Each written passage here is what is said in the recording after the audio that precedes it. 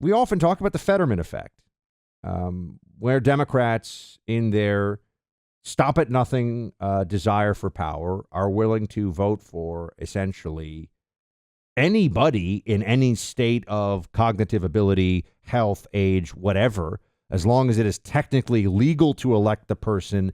The recklessness of their elevation to a place of political leadership is not a problem, right? Is it a responsible choice? Shut up, peasants. We're Democrats. We need to win. That's basically the attitude.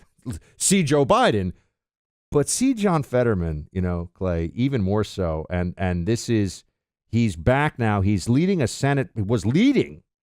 actually, a Senate panel examining federal food benefits. This is his first hearing as a chairman of a congressional subcommittee. And this is what I want everyone to listen in. This is what it sounded like. Play it. I call to this hearing of the U.S. Senate Subcommittee on Food and Nutrition, Specialty Crops, Organics, and Research to order. Chairwoman Stabenow.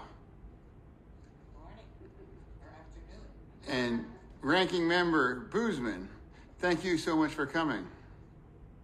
I thank you for your leadership on this committee, and I look forward to working with you to pass a farm bill. By the way, it's even more. There are whole periods where, that's some of the sound. You kind of get the sense of the halting speech pattern, but there's whole things where he's kind of looking, he's quiet. It looks like he's confused. He's leading this panel. He's not speaking extemporaneously. He is trying to read what someone on his staff presumably has directly typed out for him to be able to read in front of him, and that's what it sounds like. And this is important because it is evidence of what they will do with Joe Biden. They do not care.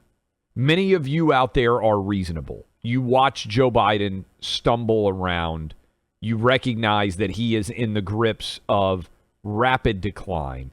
And you think to yourself, surely Democrats are going to make a rational decision and not put this guy up for presidency when he would be in office theoretically until he's 86 years old. He's already the oldest president that we've ever had in the history of the United States.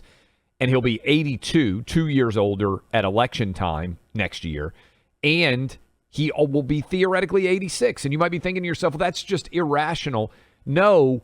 Look at what they did to Fetterman, and Fetterman is incapable of doing the job. I saw him yesterday, Buck, arrive back at Capitol Hill for the first time. Remember, he's been hospitalized for months now because initially they thought that he was having a relapse of the stroke, and then they just decided that he was clinically depressed. And I feel bad for the guy, but he showed up for work after months wearing shorts and basically a hoodie. I don't know how long they can keep this charade up, but they'll do it for Joe Biden just like they did it for Fetterman. I think it's interesting. There's actually a level beyond the Fetterman effect, which we were going to talk about this on Monday, but a lot of news came in. We had a lot of things to get into. Clay and I were in the pre-show discussing getting into what's going on with Dianne Feinstein and how Democrats are even starting to say, hold on. So she's just not showing up to do the job. Not because she's got a cold or, she broke her leg or something. Dianne Feinstein's, and it hurts to have to talk about this because we actually at a very bit, and unfortunately, I think, Clay, the Democrats rely on the basic human sympathy that we all have here. I've had, I'm sure you've had elderly relatives that we love so much who can't remember, I remember going to see my great grandmother and she would forget who I was while we were talking and sometimes get a little bit unnerved and confused talking to me. Right. So we know what this is like. That is the state of Dianne Feinstein's mind. The New York Times, Vanity Fair, she's still a senator. She cannot remember anything with any consistency. And she's still a serving U.S. senator. And how she's 89, I believe. 89 years old. And she's one of 100 United States senators right now. And Democrats are only upset about this because they worry that they might need, because the narrow margin in the Senate for them, they might need every single vote. And so they need to make sure she shows up. I will say this. I've said it before about what they do with Biden. If the Democrats believe that Dianne Feinstein was their best shot for the presidency, they would put her forward. They would not think twice. If they thought that they could get her elected and that she was who, let's say she was in office right now, put Biden aside, because she's obvious. I mean, no one can deny this. She forgets who she's talking to. She can't remember where she is. Would they put her forward as president if they thought they could just get enough votes? I believe the Democrats would do it. Remember what they said after the worst debate performance that anyone has ever had in any of our lives. The Fetterman versus Dr. Oz debate, where it was clear 5 minutes into that thing that this guy was incapable of speech or coherent thought. They immediately shifted their argument from, oh, he's recovering, this is unfair, he's going to be fine, he's fit for office. Buck, they shifted their argument to, well, so what if he had a stroke? This is an important message to have a stroke victim and elect him because lots of people out there are disabled. That is how dishonest they were. And we came on the show and I said, hey, fitness for the job is probably the single most important attribute that you would want a politician to have if you're being reasonable and rational. Take it outside of politics. You would never say, hey, this quarterback just got a broken arm and we're not sure if his shoulder is also injured. We're not sure if he's ever going to be able to throw again. You would never say, well, let's give that guy a lifetime contract, right? You would say, well, he can't do the job. The last thing we want is a quarterback that's overpaid and can't do the job. Yet they immediately shifted their argument to, we should have a disabled person in the Senate because it's an important message to send. And I don't know, Buck, what the time frame is here. What they're trying to avoid is having to have another race. Because what should happen if there was decency in Pennsylvania is they would say, okay, Fetterman's going to serve for a year, and then his seat is coming back open in the 2024 election, and we will have an election to serve out the remainder of his term, right? The 4 years that would be left. That's what should happen. They're avoiding that with every fabric of their being because they're afraid that they would potentially lose that seat. And it's all about power. And I think it's an easy analogy to draw with Biden. If you think they're going to be decent and honest, remember what they did to that reporter.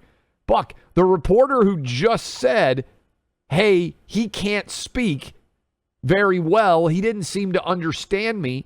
They savaged her for telling the truth about his physical and mental state because she spoke outside the acceptable bounds of what propaganda media is supposed to do. They were really running with it's ableist. It's the equivalent that saying that John Fetterman, stroke victim who can't speak, shouldn't be a United States senator is like, mocking somebody who was in an accident and is in a wheelchair. Correct. Or something. They were putting it on that kind of moral plane because they are immoral, they are reckless, and all they care about is power. And you see this with the Democrats. I mean, the Feinstein thing. Can we just sit here for a second and just say out loud, she's completely, never mind of being a senator, she can't do any job. And it's not, you'll say like, Joe Biden couldn't get a job at Outkick, which is true. But I mean, he could at least show up and kind of pretend. Clay, she doesn't know where she is. Yeah. And this it's is a different level. And by the way, I think she is further down the pathway that Joe Biden is on, right? She's 89.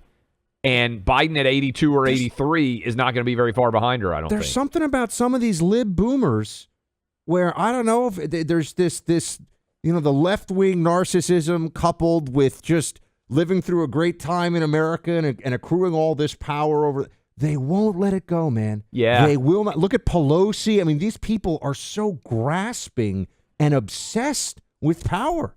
I think it's actually mortality, Buck. And we're not that age, so I don't know for sure, but I've seen this in college football coaching where these guys are afraid that if they give up their position of power, they're going to die rapidly. In other words, I really think this is what it is. I think the Nancy Pelosi's, the Dianne Feinsteins, when you get into your 80s, and I hope to get there one day, but I think they believe it is the work that is keeping them alive. It is that purpose. And if they relinquish that work and that purpose, they believe they will decline even faster. And then you add in, Buck, can't underrate this, the entire apparatus and staff surrounding those people owes all of their jobs to that person remaining in power. So the last thing those people in their 30s and 40s and 50s want is for their boss that they have a good job working for, that they make really good salaries for, many of them, to give up that position of power, because then they have to go find a new sugar daddy or sugar mama to be able to make a living in the world of politics.